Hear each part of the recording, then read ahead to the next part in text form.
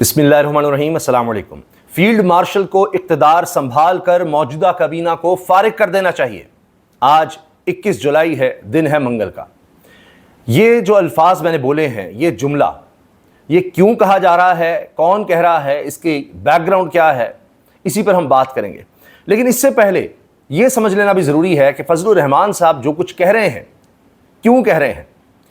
फजलुर रहमान साहब ने दिहाइयाँ सियासत में गुजारी हैं, उनके ताल्लुकात हर जमात से हैं, अपोजिशन हो हुकूमत हो। ये फैसला करना भी मुश्किल हो जाएगा कि उनके ताल्लुकात किससे अच्छे हैं। इस्टेब्लिशमेंट को भी बहुत समझते हैं। अब इस्टेब्लिशमेंट को वो आड़े हाथों ले रहे हैं, बराह रास्त इस तरह के बयान दे रहे हैं। अभी भी अगर आप देखें, नून लीग और पीपल्स पार्टी से उनके ताल्लुकात कितने अच्छे हैं। तहरीक इंसाफ से तो बातचीत चल ही रही है।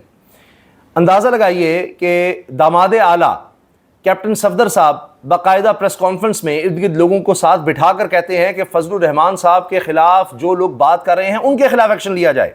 आप अंदाज़ा लगाइए कि शरीफ ख़ानदान की तरफ से ये बात कही जा रही है और उन्होंने मौलाना फजलुर रहमान साहब को अपना बुजुर्ग करार दिया और कहा कि मौलाना फजलुर रहमान मेरे वालिद की जगह पर हैं। मौलाना के खिलाफ बातें करने वाले तमाम लोग माफ़ी मांगे। ये हैं कैप्टन सफदर जो ये बात कर रहे हैं और उन्होंने बड़ी तारीफ़ें की हैं फजलुर रहमान साहब की और बहुत ज़्यादा उनको इज़्ज़त तकरीम से बुलाया है और कहा है कि माफ़ी वो लोग मांगे जो फजलुर रहमान साहब के खिलाफ बात कर रहे हैं। सोचिए ज़रा। अच्छा, एक बात जो बड़ी कही जा रही है, हर एक का हक़ है कि वो तज्ज़िया करे और बड़े मंझे हुए सहाफ़ी ये बातें करने लग गए हैं कि जी फजलुर रहमान साहब के पीछे असल में इस्टेब्लिशमेंट ही है, यह इस्टेब्लिशमेंट का कोई धड़ा है। तो जो हालात हैं उसमें इस्टेब्लिशमेंट में भी आपस में एक ये कहें कि बहस मुबाहिसा, कम अज़ कम बहस मुबाहिसा चल रहा है। अगर टकराव नहीं भी है तो इस्टेब्लिशमेंट के अंदर भी मुख्तलिफ सोच होती है। तो उसमें एक सोच ऐसी है जो चाहती है चीज़ें बदली जाएं। अब फजलुर रहमान साहब के पीछे इस्टेब्लिशमेंट का शायद वो धड़ा है जो इस तरह के बयान दिलवा कर चीज़ों को दबाना चाहता है और दिखाना चाहता है कि जी यहाँ तो मामला ख़राब हो रहे हैं और इस तरह की बात। लेकिन मुझे ऐसा कुछ नहीं लगता। फजलुर रहमान साहब ने जो बयान दिए हैं वो रेड लाइन क्रॉस की है और उन्होंने जाहिर है कि शहदा के हवाले से या फ़ौज के हवाले से ऐसी बात की है जो मुतनाज़ा है। अब इस्टेब्लिशमेंट कभी नहीं चाहेगी कि इस तरह की बात की जाए, सवाल ही पैदा नहीं होता। और बातें हो सकती हैं, तो लिहाजा इस्टेब्लिशमेंट तो पीछे नहीं है, कोई उसका धड़ा भी आप कहें वो नहीं है। असल में फजलुर रहमान साहब ये देख रहे हैं, उनको हमसे आपसे ज़्यादा बहुत सी चीज़ों का पता है। हम तो ख़बर दे रहे होते हैं ना, वो लोग तो ख़बर बना रहे होते हैं, समझे। तो अब आप अंदाज़ा लगाइए, उनकी मीटिंग्स हर एक से हैं, हर एक पार्टी से उनके ताल्लुकात हैं और पीपल्स पार्टी नून लीग से बहुत अच्छे ताल्लुकात हैं। तहरीक इंसाफ से इतने अच्छे नहीं हैं, बल्कि तहरीक तवज़्ज़ुह पाकिस्तान से भी इतने अच्छे नहीं हैं, क्योंकि अगर उनसे अच्छे हो जाएं तो मैं आपको गारंटी करता हूँ फजलुर रहमान साहब, तहरीक इंसाफ, तहरीक तवज़्ज़ुह पाकिस्तान, उनमें जितनी जमातें हैं वो सब इकट्ठी हो जाएँ और अगर एक कंटेनर पर आ जाएँ, कंटेनर से मेरी मुराद है कि एहतजाजी तहरीक शुरू कर दें, तो हुकूमत गई, पक्की बात है। फिर चंद दिन आप लिख लें, उसमें चंद हफ्ते दे दें, उसके बाद हुकूमत को अलग बात है। तो ये सारे मिलके अगर आ जाएं सड़कों पर तो फिर कहानी खत्म है, क्योंकि फजलुर रहमान साहब के साथ एक पॉलिटिकल चार्ज्ड मजहबी क्राउड है। हज़ारों मसाजिद, वहाँ के ख़तीब, वहाँ के इमाम, हज़ारों मदारिस के तलबा, वो सब इनके साथ हैं। हज़ार हा उनकी तादाद बनती है। तो ये आसान नहीं होगा और पूरी तरह से वो एक पॉलिटिकल स्ट्रक्चर में है, एक तंजीम पूरी स्ट्रक्चर्ड है। इसलिए आपने देखा कि फजलुर रहमान साहब के खिलाफ बयानात आए हैं तो कितनी वीडियोस आने लग गई हैं, क्योंकि अब तो ये हो रहा है ना कि जुम्मे के खुतबे तमाम मौलवी साहिबान, ख़तीब साहिबान वो रिकॉर्ड कर रहे होते हैं, वो भी अपने सोशल डिजिटल मीडिया पर शेयर कर रहे होते हैं। तो आप देखिए ज़रा फजलुर रहमान साहब के हक़ में और जो लोग उनके खिलाफ बोले हैं उनके खिलाफ कितनी बातें होने लग गई हैं, वो ज़रा आप देखिए। चाहे हाफिज़ अशरफी क्यों ना हो, उनके खिलाफ भी जनाब स्टेटमेंट्स कितनी आ रही हैं, कितने मेंबर हैं जो इस तरह से इस्तेमाल हो रहे हैं कि जी ये देखिए तारिक शरीफ ने क्या कहा, मौलाना के खिलाफ फलाने क्या बात की। तो इससे आप अंदाज़ा लगाइए मौलाना की स्ट्रेंथ का। तो आसान नहीं है। तो एक बात तो क्लियर है कि मौलाना के पीछे इस्टेब्लिशमेंट नहीं है। ये ज़रूर है कि उन्होंने देख लिया है, उन्होंने भांप लिया है कि ये सिस्टम लपेटा जाने लगा है और वो अब खुलकर मैदान में आए हैं। ऐसा मैदान में आए हैं कि अब कोई भी टॉक शो JUI के रिप्रेजेंटेटिव के बगैर नहीं हो रहा। हर टॉक शो में आपको JUI नज़र आएगी, JUI की रिप्रेजेंटेशन नज़र आएगी। तो فضل الرحمان صاحب اب کریڈٹ لینا چاہتے ہیں کہ جب یہ نظام گرے گا تو کریڈٹ فضل الرحمان صاحب کو، دیکھیں ہم نے پہلے سب سے آواز اٹھائی تھی اور دیکھیں اس کے بعد یہ گر گیا، سارا کچھ ہو گیا، اور اگلے سیٹ اپ میں پھر اتنا ہی آپ کا رول بن سکے گا کہ دیکھیں گرانے والے ہم ہیں. جس طرح فضل الرحمان صاحب کو ایک طرح سے کریڈٹ تو دیا گیا کہ جی آگے پی ڈی ایم کی سربراہی ہے اور خان صاحب کی حکومت گر گئی، لیکن اس کے بعد کچھ نہیں ملا. تو اس دفعہ فضل الرحمان صاحب وہ غلطی نہیں دہرائیں گے، اگلے سیٹ اپ میں پہلے ہی چیزیں سیٹ کر کے پھر وہ اس طرف آئیں گے. جس طرح آپ دیکھیے کہ خان صاحب کیا کہتے ہیں کہ جی بات کروں گا تو اسٹیبلشمنٹ سے کروں گا، ان کے پاس تو اختیار ہی کوئی نہیں ہے، یہ تو کٹ پتلیاں ہیں. تو فضل الرحمان صاحب بھی کس پر اٹیک کر رہے ہیں؟ اسٹیبلشمنٹ پر کر رہے ہیں، کیونکہ اگر بات کرنی ہے جو ہونا ہے ان کے ساتھ ہونا ہے. پارلیمنٹ جعلی ہے، کچھ بھی نہیں ہونا. حال تو اب اس پارلیمنٹ کا انتخابی سارے پروسیس کا یہ ہو چکا ہے کہ اس کا اہم ترین حصہ بلاول بھٹو زرداری صاحب اس پورے سسٹم کے اہم ترین حصے ہیں، ان میں ایک ہیں. اور وہ کیا کہہ رہے ہیں، انہوں نے ہم نیوز کے پروگرام میں کہا ہے منصور علی خان صاحب کے ساتھ بات کرتے ہوئے، آزاد کشمیر میں الیکشن شفاف اور آزاد ہوں گے؟ سوال تھا منصور علی خان کا. اتنے ہی شفاف اور آزاد ہوں گے جتنے پاکستان کے الیکشن ہوتے ہیں، یہ ہے بلاول بھٹو کا جواب. یعنی اتنے ہی آزاد اور شفاف ہوں گے؟ کہاں آزاد شفاف الیکشن ہونے ہیں، یعنی جیسے جی بی میں ہوئے ہیں، جیسے پورے پاکستان میں ہوئے اسی طرح کے ہوں گے.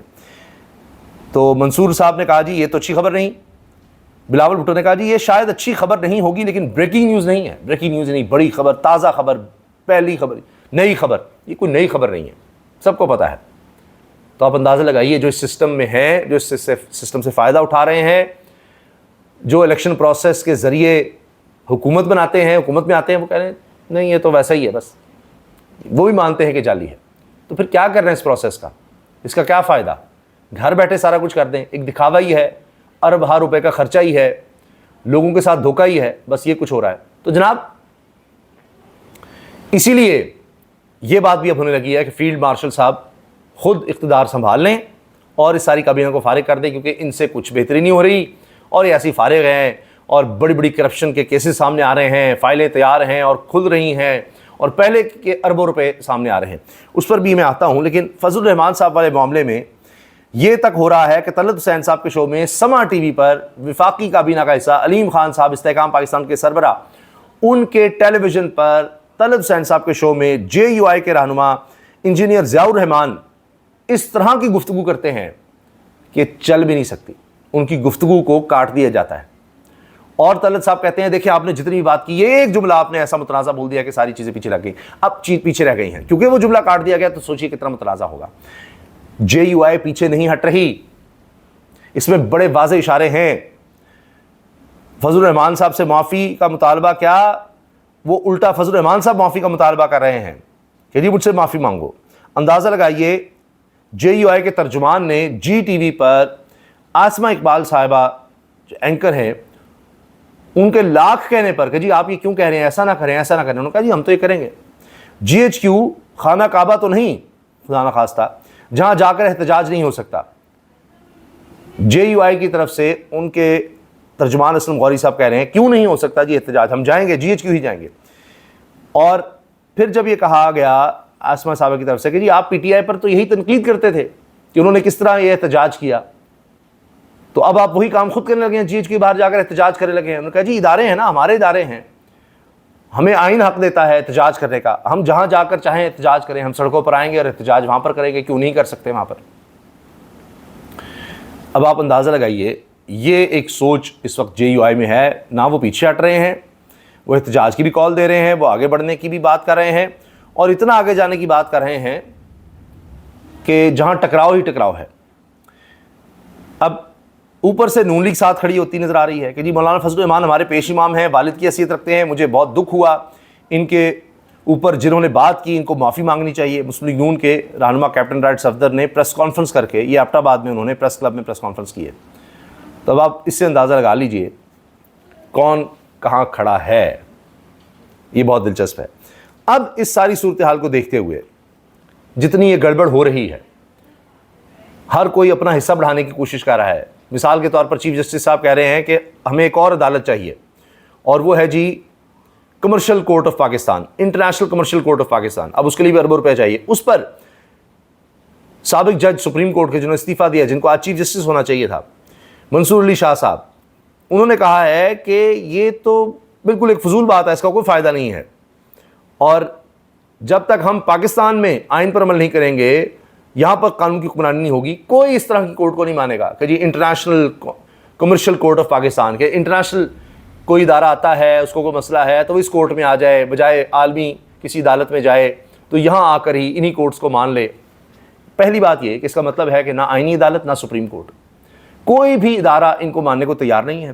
جب بھی کوئی کمپنی آتی ہے وہ کہتی ہے جی ہم پاکستان میں اگر انویسٹ کر رہے ہیں، اول تو اب کوئی آئی نہیں رہی کمپنی، تو کانٹریکٹ میں لکھواتے ہیں، معاہدے میں لکھواتے ہیں کہ جی کوئی بھی مسئلہ ہمیں آیا ہم عالمی عدالت میں جائیں گے، ہم فلاں عدالت میں جائیں گے، آپ کی کسی عدالت پر نہ ہمیں اعتبار ہے، نہ ہم نے وہاں پر جانا ہے، نہ ہم نے وہاں پر مقدمہ کرنا ہے، اور معاہدے میں لکھا ہوتا ہے کہ جی وہاں سے فیصلہ کروائیں گے۔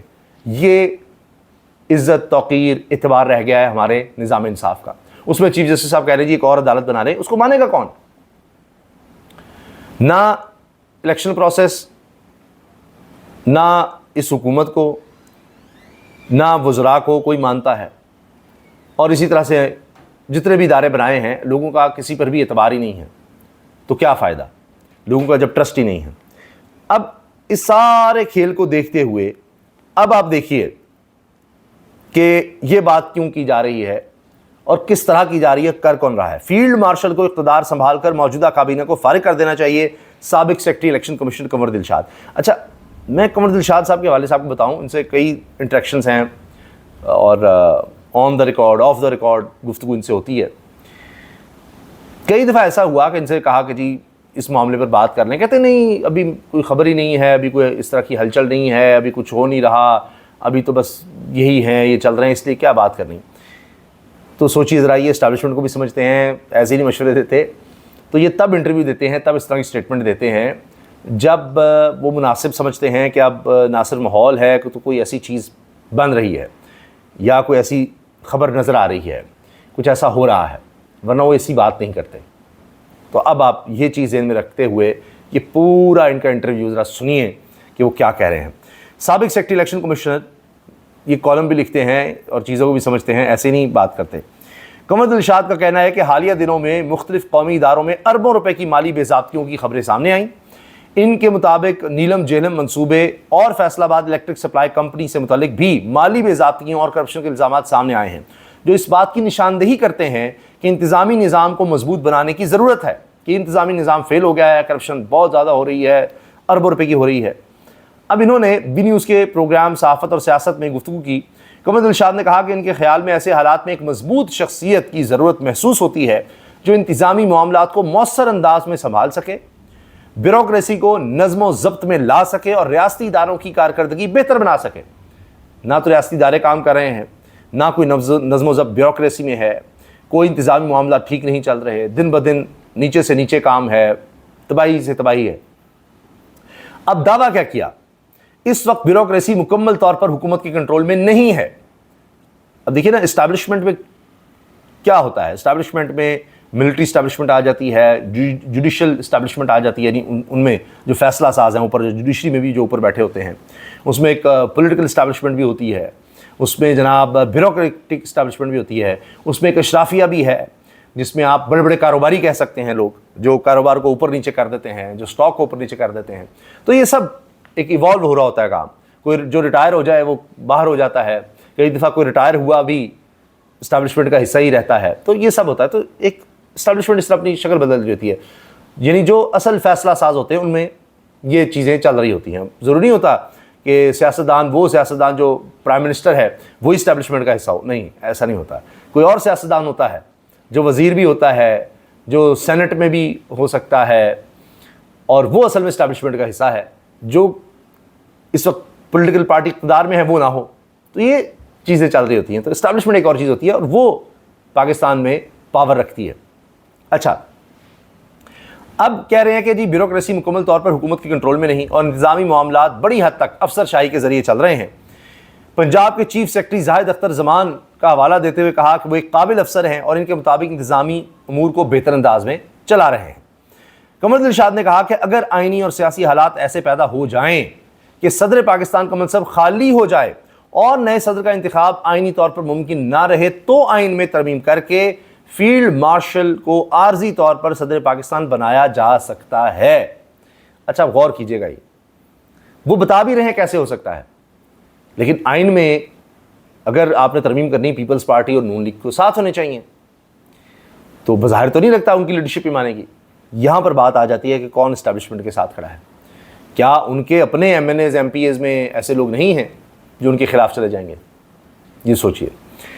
اچھا اب یہ کہ جی فیلڈ مارشل کو پھر عارضی طور پر صدر پاکستان بنایا جا سکتا ہے۔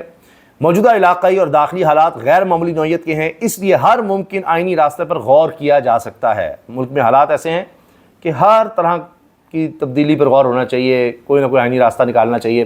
باقی تو پھر اوپر آئینی عدالت ہے، کیا ہوگا، کوئی چیلنج کرے گا، جو بھی ہوگا آئینی عدالت میں جائے گا، تو پھر آئینی عدالت ہے، وہ فیصلہ کر دے گی۔